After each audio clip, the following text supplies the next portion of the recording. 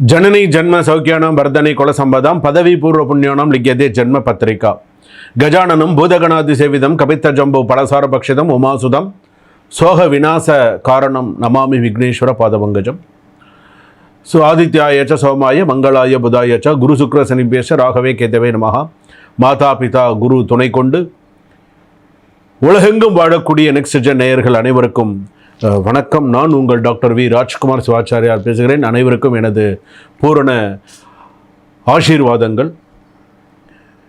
இன்றைய தினம் நாம் பார்க்கக்கூடியது வார ராசி பலன் என்ற வகையிலே திங்கக்கிழமையிலேருந்து ஞாயிற்றுக்கிழமை வரைக்கும் எப்படி இருக்குது அப்படிங்கிறத நம்ம பார்க்க போகிறோம். இந்த வார ராசி பலனில் மேஷ ராசியிலேருந்து மீன ராசி வரைக்கும் என்னென்ன சொல்கிறது, அஸ்வினி நட்சத்திரத்திலிருந்து ரேவதி நட்சத்திரம் வரை பரியந்தம் எப்படி இருக்குது அப்படிங்கிறத நம்ம தெரிஞ்சுக்க போகிறோம்.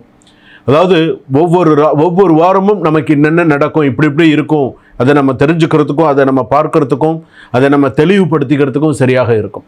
என்னென்ன விஷயங்கள்லாம் இது உள்ள ஹைலைட் பண்ணி சொல்லியிருக்காங்க, எந்தெந்த ராசிக்கெல்லாம் எப்படி இருக்கும், என்னென்ன விஷயங்களை ஹைலைட் பண்ணி சில விஷயங்கள் சொல்லியிருக்காங்க அப்படிங்கிறது இதில் நீங்கள் பூரணமாக தெரிந்து கொள்ள முடியும்.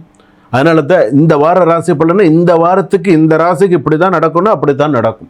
புதன்கிழமை இப்படி தான் நடக்கணும் அப்படின்னு சொன்னால் இந்த புதன்கிழமை அந்த ராசியில் பிறந்தவர்களுக்கு இப்போ மிதுன ராசி அவங்க புதன்கிழமை சொன்னால் அவங்களுக்கு இந்த வாரத்தில் இப்படி தான் நடக்கணும், அப்படி தான் நடக்கும். இந்த வாரத்தில் வெள்ளிக்கிழமை நீ கவனமாக இருக்கணும்னு வெள்ளிக்கிழமை கவனமாக தான் இருக்கணும். அதாவது சொல்லலாம், அதை நீங்கள் அதுபடி சில விஷயங்களை ஏற்றுட்டீங்க அப்படின்னு சொன்னால் அது உங்கள் கையில் இருக்குது. என்ன பண்ணணும், எப்படி பண்ணணும் அப்படிங்கிறது. அதாவது நம்ம தெரியாமல் நமக்கு ஒரு சில விஷயங்கள் இருக்கும், தெரிஞ்சு நம்ம ஒரு சில விஷயங்கள் தவறு செய்யக்கூடாது. நம்ம தெரிஞ்சுட்டோம், ஓகே நமக்கு இந்த ராசிக்கு குருஜி நமக்கு இந்த விஷயம் எல்லாம் சொல்லியிருக்காங்க, ஸோ நம்ம இப்படி பார்த்துக்கணும் அப்படின்னு நீங்கள் ஒரு முடிவு கிளாரிட்டி பண்ணிட்டீங்கன்னா ஓகே. அது பண்ணிக்கல அப்படின்னு சொன்னால் கஷ்டம். வாங்க வீடியோக்குள்ளே போகலாம். மேஷ ராசியிலேருந்து மீன ராசி வரையில் எந்தெந்த ராசிக்கு எப்படி இருக்குங்கிறதெல்லாம் ஹைலைட் பண்ணி நான் சொல்கிறேன், பரிகாரங்களோடு சொல்கிறேன். வாங்க வீடியோக்குள்ளே போகலாம். கடைசி வரைக்கும் ஸ்கிப் பண்ணாமல் பாருங்கள். கடகராசி நேயர்களே, திங்கக்கிழமையிலேருந்து ஞாயிற்றுக்கிழமை வரைக்கும் உங்களுக்கு எப்படி இருக்குது?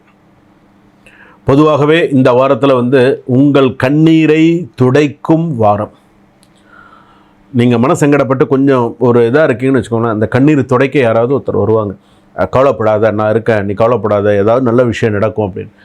ஏன்னு கேட்டால் ஆயுள்ய நட்சத்திர கடகராசி, பூச நட்சத்திர கடகராசி, புனர்பூச நட்சத்திர கடகராசி, இந்த கடகராசிக்காரர்களுக்கு கர்ம வினை, சில பிரச்சனைகள், சில விஷயங்கள் கடகராசி பொறுத்தளவுக்கு இப்படி தான் இல்லை. பல விஷயங்கள்லாம் இப்போ மனசில் நிறைய பயங்கள், நிறையா பிரச்சனைகள், நிறைய விஷயங்கள்லாம் மனசில் நம்மளுடைய கர்ம வினைகள் ஏன் நமக்கு இப்படி இருக்குது, நமக்கே சில விஷயங்கள்லாம் இப்படி இருக்குதுன்னு சில பயங்கள்லாம் வரது சகஜம்தான்.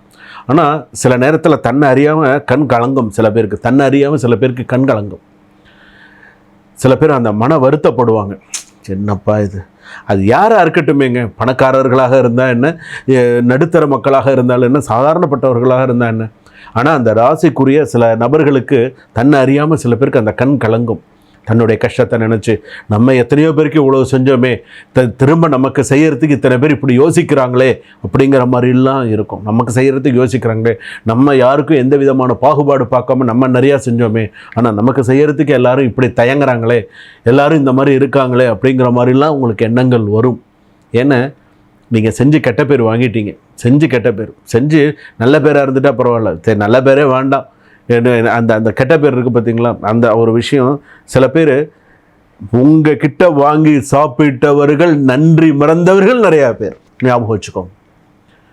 ஒரு ஏணியாக இருந்து நீங்கள் நிறையா பேர் தூக்கி விட்டீங்க, இன்றைக்கி அந்த ஏணியை எட்டி உதச்சிட்டு மேலே இருந்துட்டு உங்களை ஏளனமாக பார்த்துட்டு இருக்கான். உண்டா இல்லையா வாழ்க்கையில்? நினச்சி பாருங்கள்.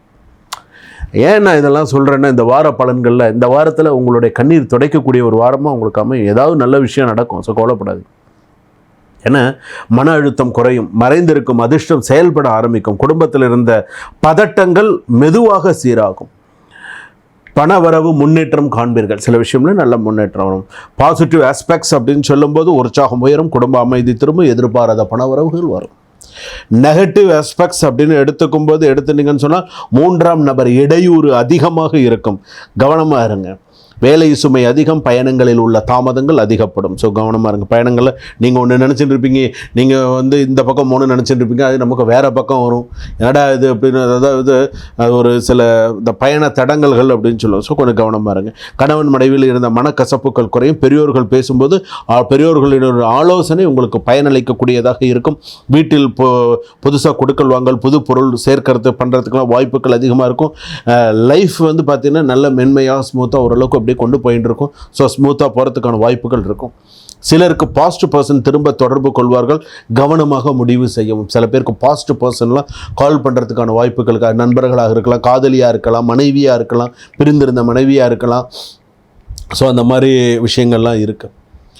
கடகராசி பொறுத்தளவுக்கு கள்ள தொடர்பில் கவனமாக இருங்க. ஏன்னா அது உங்களுக்கே தெரியும், இல்லீகல் ரிலேஷன்ஷிப்பில் இருக்கீங்க. அதிலெல்லாம் நிறைய இந்த வாரத்துக்கான தேவையில்லாத பிரச்சனைகள், தேவையில்லாத அவமானப்படுத்தக்கூடிய சில சூழ்நிலைகள்லாம் வரும். அந்த மாதிரி விஷயத்துலலாம் கவனமாக வீடு நிலம் மற்ற விஷயங்கள்லாம் நல்லாயிருக்கும். கான்சன்ட்ரேஷன் மாணவிகளுக்கெல்லாம் நல்லாயிருக்கு. ஆக்சிடென்ட் வார்னிங் அப்படின்னு சொல்லும்போது இரவு நேரங்களில் இரவு நேரங்களில் வாகன பயணத்தை தவிர்த்துக்கொள்ளும். ரொம்ப தூரம் போகிறது, இரவு நேரத்தில் லைட் இல்லாத ஊர்லெல்லாம் போகிறவங்களாம் இருக்காங்களே, இன்றைக்கி கிராமத்தில் லைட் இல்லாத கிராமங்கள்லாம் இருக்காரு, அந்த வண்டி வெளிச்சத்திலேயே போகிறவங்களாம் இருக்காங்க. இந்த வீடியோ பார்க்குறவங்களுக்கு தெரியும்.